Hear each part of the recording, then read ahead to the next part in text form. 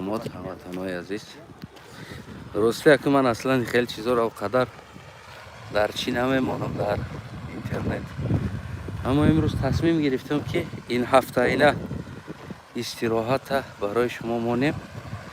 قطع دوستا اومدیم در اینجا، برادرها قطع اینجا بسیار یک منظره عصب آرام کنی گویم می شود و راستی اینجا بسیار یک باغ کلان آدما دارن، همه استراحت میکنه. این طرف شم جای کلان هست. اما برای من از همه عجیب چیز در همین باغ، چرا من را نوار گرفته ایستادم بگیم اوجا دارن، بگیم اویله های ما خطی گلک ها شتگی هستن و در اینجا ما داریم ششلیک کرده ایستادیم.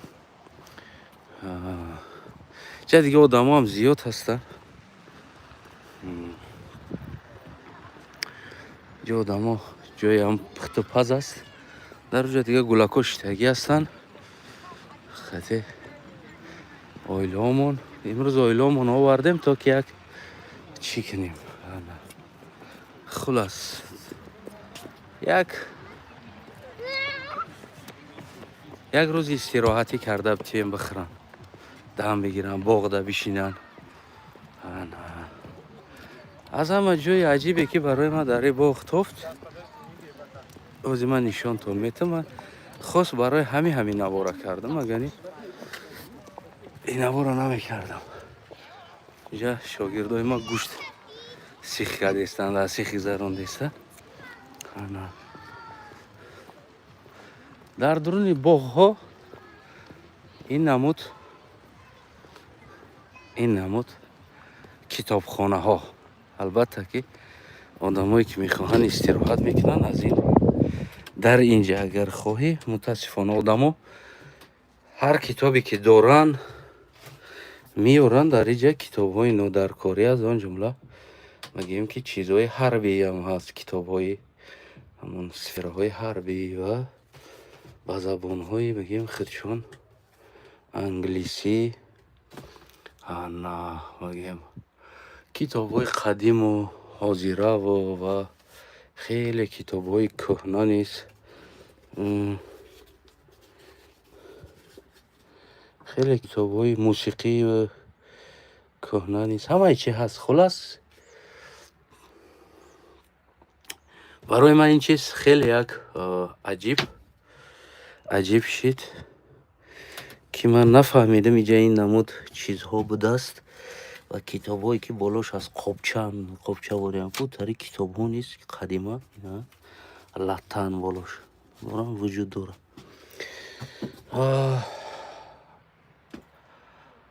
در باغ ها یعنی آدم ها دارن اونجا استراحت میکنن. این انا یک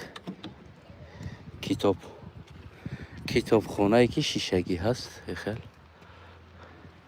یعنی بسیار بگیم که عجیب. این برای همون انسان هایی که اگر میخواهند که در باغ شینن استراحت کنن و خدمتگردانم اخیر کنم میره که ببینیم کدامی که اگر خواه استراحت کنه و بگیم که یک کم معلومات بخونه، یکون کتاب و ها نمود بیسیتکو هم در اونجا هست، مثلا درونو دم است. برای مرا عجیب همی چیز تفت عجیب که مثال یکون معلومات کتاب خواندنی باشه، اگر میتونی که از این چیز استفاده بری. البته به پول است. نه اگر در خونه یگان کتابی علاوه زیاتی داشته باشی فکر کنه میاری در اینجا میمانی. نه برای استفاده انسان ها و انسان ها میتونن معلومات بگیرن، بخونن، بهره برن. البته پیشنهادی منم در خود جمهوری تاجیکستان یعنی از آن جمله همین هست که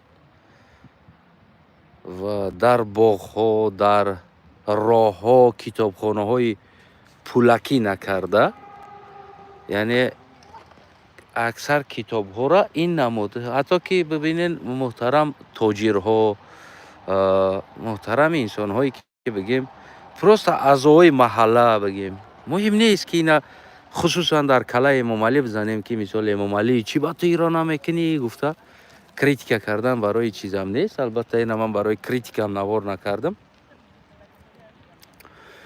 Мисол гирем дар як кӯча, ҳамун маҳалла, ҳамун кӯча, сари кӯчада як тамхеле шишагӣ заказ карда боша яъне ман фикр накунам ки ин он қадар қимат сохта мешава, ҳамин қадар чиз он қадар қимат сохта намешава. муҳим нест ки мо аз ин намуд шишаҳо бисозем, аз ин намуд зебогиҳо кунем, оро кунем. Ҳатто ки аз тахта мо метавонем будка, ҳамихел будкача бисозему аз тахта ва дар дохили ӯ бигем ҳамихел китобҳоро ҷо кунем. Китобҳое ки хонаҳои инсонҳода солҳо мешава хоб аст ӯ китобҳо. На худаш мутолиа мекунад, на бигем касе дигар аз ӯ баҳра мебара. яъне дар кӯчаҳо, дар ҳар як қади кӯча, парк бигем, бозор, ҳар ҷойда ҳаст, мо яъне барои шавқманд кардани мардуми Тоҷикистон ба хониш чем аз ӯе ки ҳамон 24 соат бигем сино аз мову рӯдакӣ аз мову намедонам фалониш аз мову дигариш аз мову ӯ 1000 сол пеш гузаштагии инсонҳоро дорем, имрӯз талош мекунем ба умеди мо ӯро вастанавид мекунем, аз маст аста гуфта имрӯзаи худомона гум карда истодем. намешава аз ин чизҳо баҳра барем. Яъне ин намуд, яъне он чизҳое ки мо дар хориҷ мебинем ва яъне чизи хубе ки барои манфиат ба миллат меёрад, мо аз ӯ битонем баҳра барем ва истифода барем дар Тоҷикистон. Ман ҳам намегӯм ки ҳар як чизи бигем дигар давлатҳо чизи хубам дорад, чизи нохубам дорад. чизе ҳаст ки ба менталитети мову ту туғри намегирифтагӣ чизҳо дорад. албатта ҳар як кишвар, ҳар як миллат ба рости худ менталитет дорад. аммо чизе ҳаст ки ба кулли ҷаҳониёни инсоният ин чиз дигар мувофиқ меояд. аз он ҷумла намин намуд китобҳо. албатта инҷа на танҳо фикр кунам, ман аки дурунша соз накофтам, рости китобҳои англисӣ ҳаст, русиям ҳаст ва бигем агар хонӣ ва поландиям ҳаст, немисиям ҳаст. яъне чанд намуд китоб аст. муҳим нест дар даруни ӯ ту фақат китоби намедонам таърихи тамаддуну фарҳанг монӣ. албатта ки метавонӣ ки дар ӯ ва дуюмин чизе ки бигем дар боғҳо аз ин намуд бигем чизҳо, яъне ҳамун партовгоҳҳо, ин намуд партовгоҳҳо истифода барем. ин чиз хеле зиёд аст. партовгоҳҳо каме дар ҳамин баҳри китобхона бишинам, мега ҳама вақт дар илм наздик бошӣ, агар мега ку илм ба ту мегам гиргирди дег бигарди сиёҳ мешавӣ, меган ку гиргирди илмам бигарди бигем ки таъсират мекунам. ана муҳтарам мардуми Тоҷикистон, ман намегӯм ки ака хусусан ира Эмомалӣ Раҳмон ё ҳукумат ё дигар чиз, ин не. муҳтарам мардуми Тоҷикистон, албатта ки ҳар як маҳалла, ҳар як кӯча, бигем ҳар як бигем бозорбудагии инсонҳо, мисол дигар ҷойҳо, аз оне ки китобҳои Тоҷикистона варақша кулела карда, кулок карда симичка мефурӯшену ва нобуд мекунен, илма нобуд мекунен, ин бисёр кори ҷиноят аст. ман шахсан агар дар Тоҷикистон бигем ки ягон мансаб медоштам, ин намуд симичкафурӯшҳоро бигем бисёр як ҷаримаи вазмин мекардам, то ки бигем ки аз ҳамин чизҳо бигем худдорӣ кунанд. барои китоб ин маърифат аст. китоб ин воқеан оянда ҳаст ва имрӯз ҳаст ва гузашта буд. мефаҳмед? яъне гузашта буд, имрӯз ҳаст, ояндата месоза, ин илм ҳаст. барои ҳамон агар ки ҳар як инсонҳо тасмим бигирем, ин намуд будкаҳоро дар қадҳои раҳо, ҳамватанои азиз, нобаста кира дигар дар калаи гуфтум ку ҳукумат бизанем, худи шумо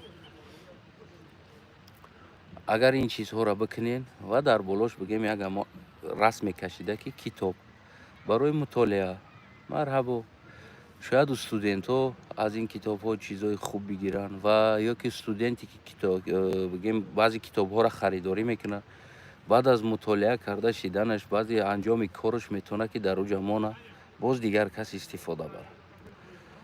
аз ҳамин лиҳоз ин чизи хубро ман дидам барои ҳамон ҳамин навора кардам. агани ман рости навор карданӣ набудам. боз албатта ки фикру назари шуморо зери ин навор бигем ки навишта мондантона пурсида мемонам ки шумо чӣ фикр доред, оё мо метавонем яъне ҳамаи чиза дар калаи Эмомалӣ назада ва худи мардумам мо як ҳаракат кунем. мо албатта гӯспанд нестем ки дуи мо дар сари мо бояд 10 марда бошад, яъне ки мо худомонам метавонем ки чизе карда. мо метавонем дар боғҳо ҳам хеле китобхонаҳо кунем. мо метавонем дар мисол маҳаллаҳо кунем ҳам хеле китобхонаҳо. мисол ҳаҷм шаҳӣ калонтар кунем ё аз ин майдатар кунем. муҳим ҳамин чени ҳамин бигем ҳамин ва дар ӯ бигем ки ҳамин хел китобҳоро ҷо кунем ва аз мардум хоҳиш кунем ки китобҳои зиёдтитон боша, агар иловагӣ метавонен биёрен монем. ин аз касе на буҷа талаб мекунад, на аз каси дигар чизе. як бор мардум ҷамъ мешавад, ҳамин будкаша месозад, ин намуда ҳамин будкара омода мекунад ва бигем дар дуруни халқ худаш китобҳоро оварда пур мекунад мемонад. яъне ин намуди як аксҳо мекашӣ мемонӣ китобҳо халос. дӯстои азиз, хусусан дар бораи ҳамин гуфтанӣ будам. боз фикру назари солими шумо зери ин бигем мемонад. ман пеши дӯстон оҳиста як ҷа мардум аст, ҳама ҷое иштироҳ не ки воқеан дар инҷа аксар мардуми Украин аст ҳозир. ва дуюмин чизе ки дар бораи ҷӯйборҳо, чаро ҷӯйборҳои ё тоза ҳастанд, доим тоза ҳастанд ва чапа намешаванд. яке аз сабабаш сеткаеро дидеста бошен агар дар ин, яъне вақте ино ҷӯйбор мекунанд, ино дар ҳамин ақл маданият ҳам аз мо пешрафтагӣ ҳастанд ва ҷӯйборҳои мо бигем хам мешаванд, меоянд. ин тагои пай мо ҳамаш инҷа чиё аст бигем баҳо оно болоорам бибинен, агар сеткаҳо биромадагӣ ҳастанд баъзи ҷош. яъне ин чӣ ҳаст? ин ҷӯйборро баъди кандан сетка мехобонанд, санг мечинанд, таъда аввал танаи чиқати санга мечинанд, баъд сетка мехобонанд. сангоро мобайншон ҳӯй мемонад, баъд ай болош бо хок мехобонад. тамом. дигар бигем ки ин таги ин хок чапа намешавад дуруни ида. инҷа шогирдои мо доранд тамошо хайрот кардиста. хулас ин тараф ҳам хеле истироҳат аст. инҷа рости ман рӯи дӯстома нишон ҳам метавон фикр кунам. яъне ки ҳамин буд масъалаи китоб. ина инҷа бигем ки шашлики мо ҳам инаҳа дудуш биромадест. Со аҷи кренчич? эй да чӯл задаст.